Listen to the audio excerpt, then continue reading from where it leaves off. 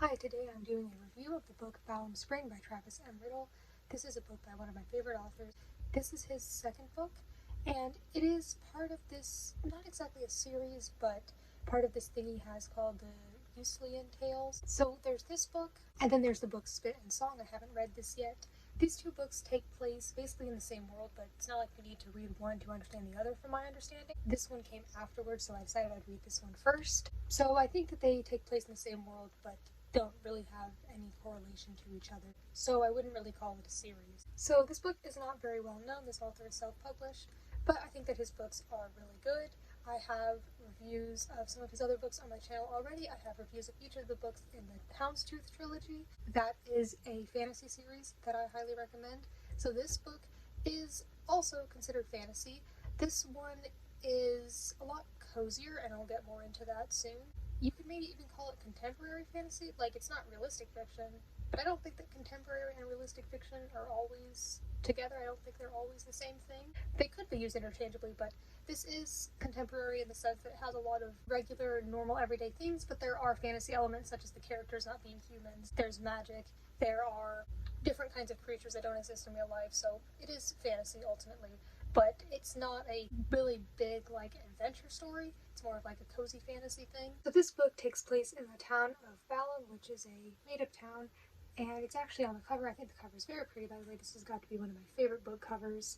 So here you can actually see the town. You can see some houses, and there are, I think, 3 layers to this town, and it's the kind of quiet, cozy town where everyone knows each other, and it's got things like a normal town would. They've got the school, the clinic, the bar, and I'm sure some other things. And then, of course, a bunch of houses. There's a mayor of the town, and as I said, the characters in this book are not human. There are a few different species, so they're not all one kind, but they're basically anthropomorphic types of creatures. They act as if they are humans, but they are different kinds of creatures. Some of them might have fur, some of them might look a certain way. As I said, it's really cozy, well, for the most part. When I get more into the plot, you'll see that it isn't really peaceful all the time, especially in the events of this book. But I think a lot of things about it are very cute. In terms of technology, they don't have phones or computers, but they do write letters to each other. I think that's really nice. It's pretty slow-paced, which is another thing that I will get more into later, because that's one of the things about this book I really want to talk about. And so there are a few different POVs in this book. Typically, whenever I see multiple POVs, it'll be like between chapters. Like, one chapter will be from one character's point of view, and then the next will be from another. This one doesn't really work that way. POVs will switch in the middle of chapters, but it's never hard to know who it is because it's in third person, so right away you'll know who the narration is following, and there will be like a break in paragraphs. I'm not sure if that's the exact right term, but I'll show an example. See, like this, how there's this space in between, so you'll know when a POV is switching. So there are 3 main point of views in this book. There might be a little bit more than that, but those aren't as frequent. So the first one that we are introduced to is a school teacher in the town named Theo, and typically we have like smaller spring and winter breaks and then one big summer break. In this town, the way it works is the big break is spring break, so it's like the beginning of spring, and I guess that's what the title is. It's like Balam in the springtime. So that sounds really nice. It definitely is a very pretty, cute town. And so he's a school teacher, and he is getting ready for spring break. Another point of view is from a man named Reichert. I'm not sure if I'm pronouncing all these names right. Sometimes fantasy names are, I'm not sure how to pronounce them, but I'm gonna say what I can. And he used to be a mercenary, and he used to do a lot of hunting jobs and like detective work for people. And he doesn't do that as much anymore. He's pretty reclusive. He doesn't really have any friends there. He's newer to the town. I don't remember how long he's lived there, but he keeps to himself for the most part. And I think actually you can see his house on here. He lives on a house pretty much by itself on the beach. I think that's supposed to be his house there. So it's really cool when you can see the things on the cover that are like the actual setting. You can't actually see any people, I don't think, but it's pretty cool. And before I talk about the next point of view, which, by the way, I was trying to think of if there's a specific order that the point of views follow. Sometimes it's always a specific pattern. I don't think that's how this one works. It could be, but I don't think so. So what happens in the beginning is that Theo is outside one day, and there is the town mage, and she lives at the clinic. She's basically like the doctor, and he is near her at night, and I think they're talking and walking, and then she starts coughing wildly, and he doesn't know what's wrong with her, and she dies. in front of him. Not instantly, but strangely. She had said that she'd been having a cough for a while, and then she dies. And that's obviously terrible because someone died. And also, that's the town maid. She's very important. So they need to send in a new one. So they get this girl named Ava. And she's, I think, 18, and she's either just finished her schooling for that kind of magic or will soon. And she was sent in kind of as a temporary replacement, at least until they can get somebody new. But that's who was chosen for it, so she goes to live in the mage's old home. So now that I've said that, now I can explain more about Reichert. So Reichert, for some reason, finds the case of the mage dying very intriguing, because people aren't exactly sure why she died. It seemed really mysterious and sudden, and I'm guessing up until that point, the town was pretty peaceful and cozy, like, not much had really happened. So when something like that happens, everyone's going to know about it, and everyone's going to be distraught about it, and so now they're a bit nervous. And so Reichert wants to figure that out, and he kind of is like, I don't know why I'm so interested in this, I just am, and I just want to work on this. So he tries to figure out what happened to her. But then other townspeople start to show the symptoms that the old mage Freya was showing before she died, and then they realize that there is some illness going around. Like I said, it's a small town, so everyone's knowing about this, and so people are definitely panicking now. And I thought it was interesting getting multiple perspectives, because you got to see different points of view throughout the town of the situation that's going on and how it's affecting them and the people they know, if it's affecting them at all.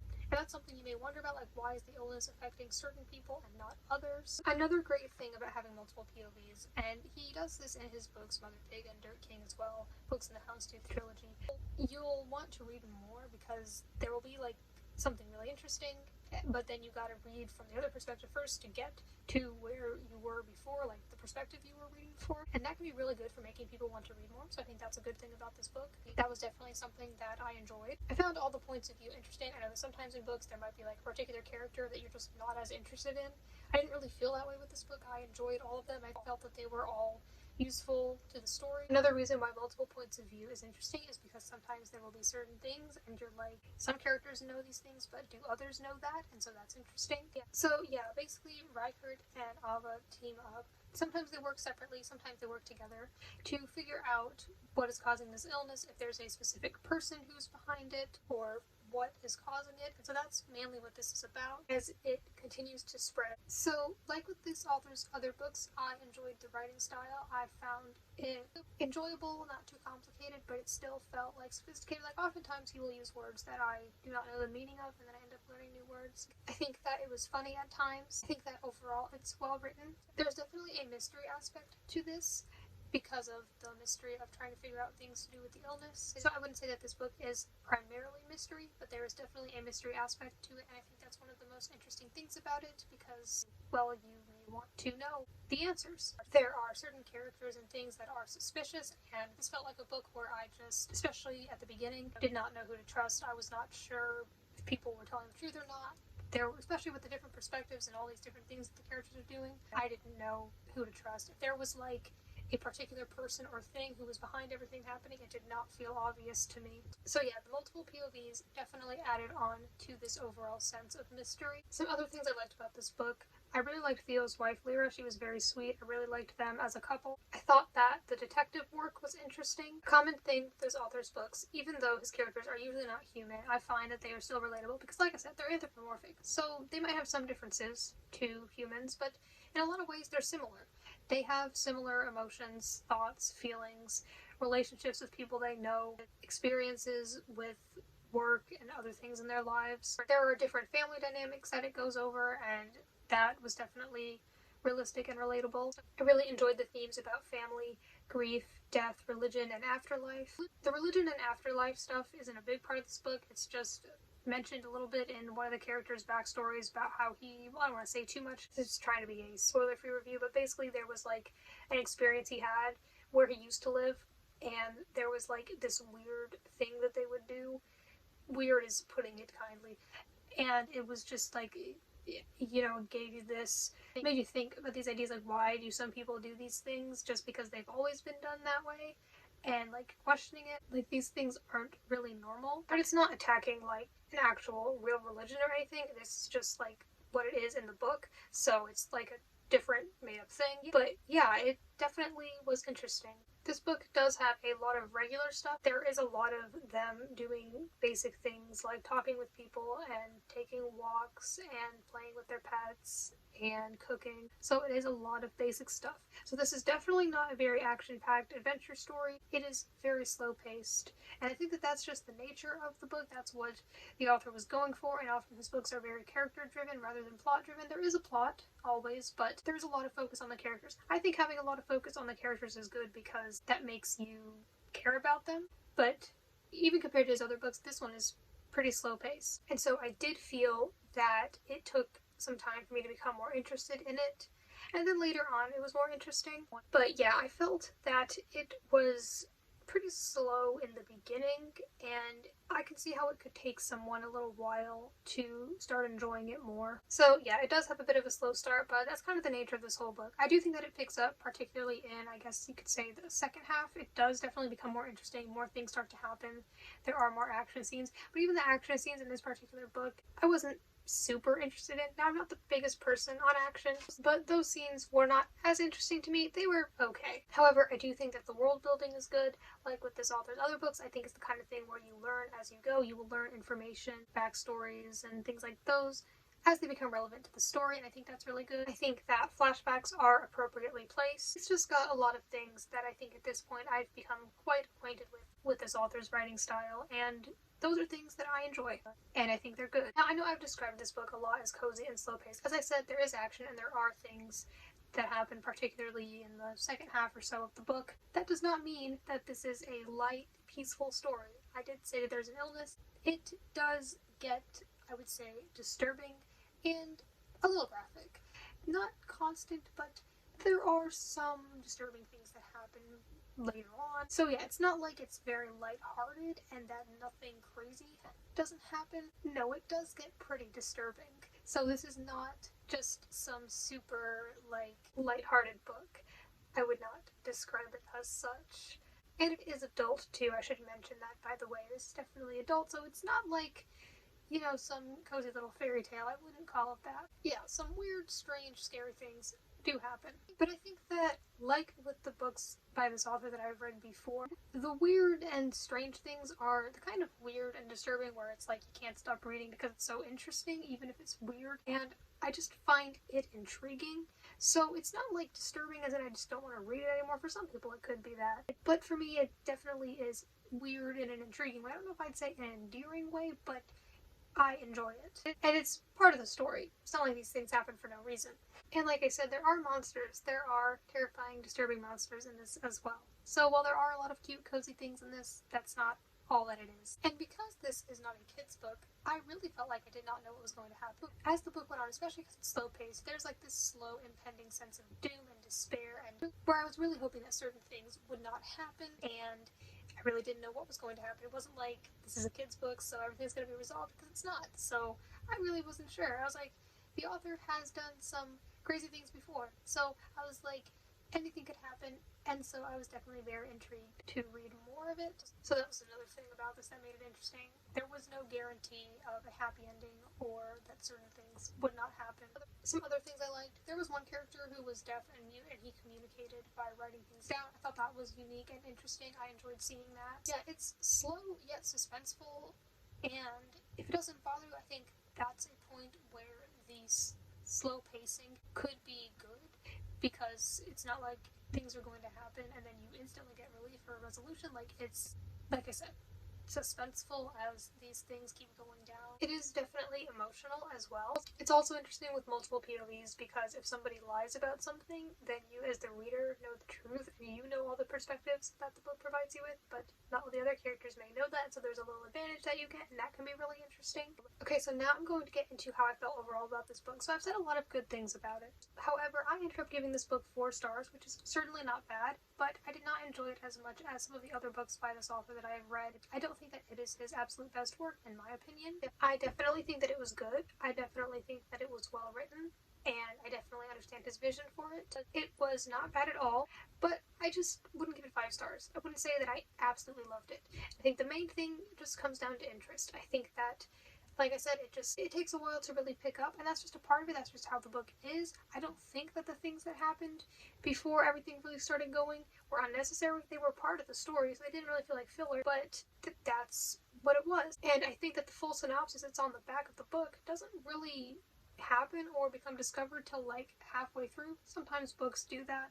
In fact, it almost feels like a spoiler to talk about the illness, even though that is like the plot of the book that's described as it's being advertised. I almost just didn't want to mention it just because, well, if you've read it, you might understand how I feel like that could be a spoiler. But it's on the synopsis. I figure if it's there, then I can say it. One thing is, there was a character who seemed pretty important, and then at one point they left, and there was like no closure with it. I thought that we would see them again. I mean, I guess we didn't need to, but it wasn't that the character was useless to begin with or that they didn't serve any purpose for the story. They absolutely did. But that was one thing. So I was expecting to hear about them and didn't.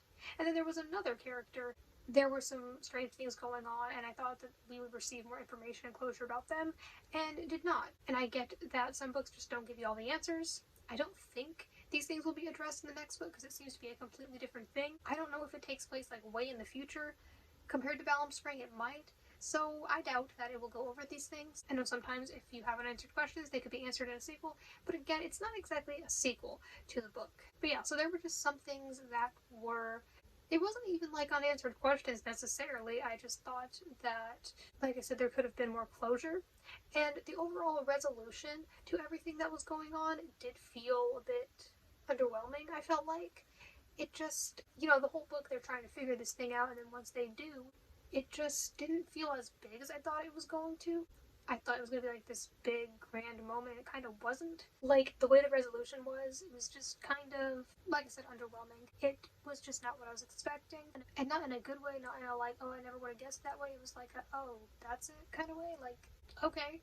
I mean, sure, it made sense. I didn't think that it was stupid. It just wasn't what I was expecting.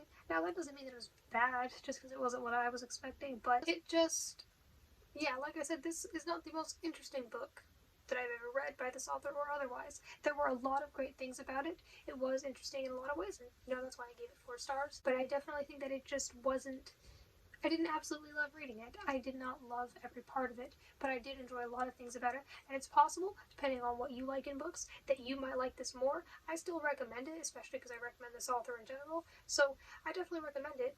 And if, like I said, if you're more into really fast-paced action stuff, you may not like this very much. But if you like slow-paced stuff and that doesn't bother you, and maybe if you read faster, this book did take me a little while to read, not because it wasn't interesting, just because sometimes it takes me longer to read. If you like slower-paced stuff, then you might like this, and I would recommend it to you, especially if the story sounds interesting.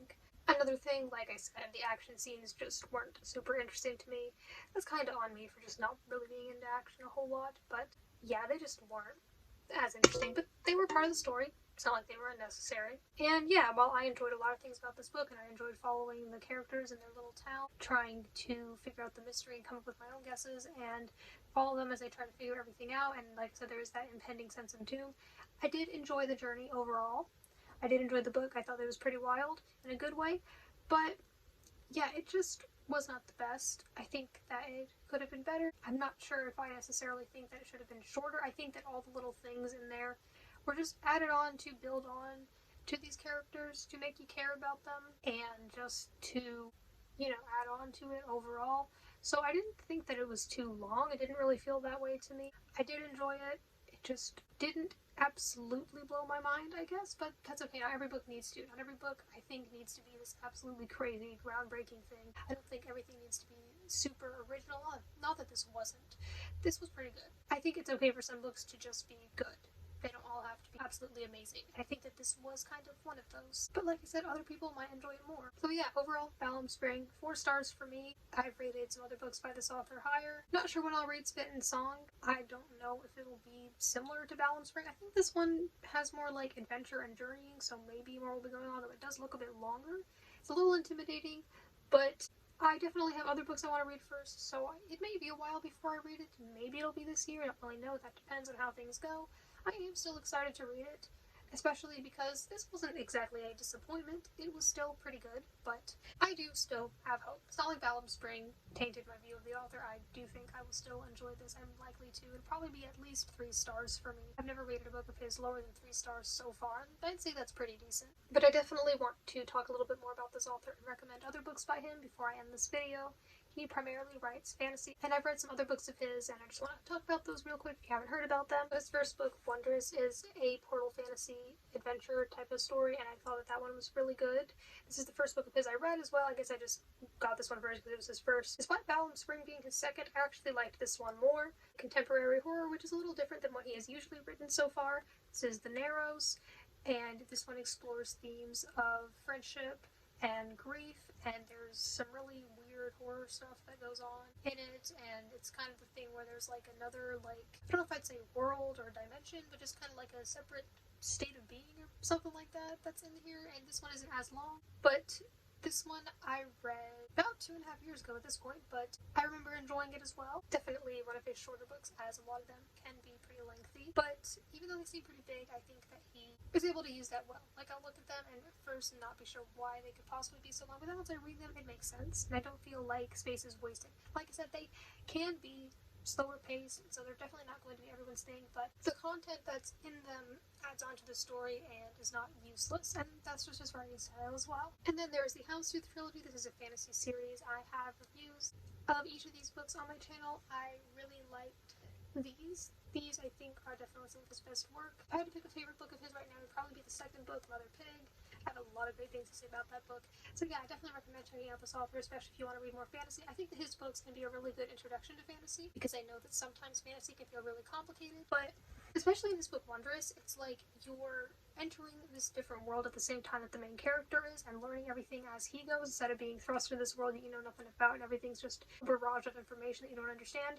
That's not what this feels like. So I think that his books are really good at, like I said, world building as you go, learning information when it becomes relevant. The flashbacks are appropriately placed. Especially with this one, I remember that's something I liked about it. I don't have a review of this one yet because I read it 3 years ago at this point. I'd love to reread it sometime so I can make a review where it's more fresh in my mind, but I remember that's something that was really cool about this. The flashbacks worked really well, where they would tie back into the present moment. That was something that was really cool about this. See, I read this 3 years ago and I still remember that, so I think that if you can remember a book that well, that must mean it was pretty good. Now, I'm not saying that if you don't remember a book, then that means it wasn't good. I'm just saying I think it's a good sign when you read a book years ago and can still remember specific things about it that you really liked. And I think that his books have a fun, witty, entertaining writing style to them, and they can be quite funny at times, especially with the narration. So yeah, I just love to support smaller authors. That is my review of Balam Spring. Pretty good, my opinion, not the author's best work, but it certainly was not bad. It was definitely a good effort. Like, if this had been somebody's first book, I'd think it was a pretty good first book. It wasn't absolutely amazing to me, but I did overall enjoy it, and I enjoyed following the characters. I enjoyed the mystery. I enjoyed the setting very much. It was very beautiful, very cozy, very cute, but it just wasn't the most interesting, intriguing thing I've ever read, and that is okay.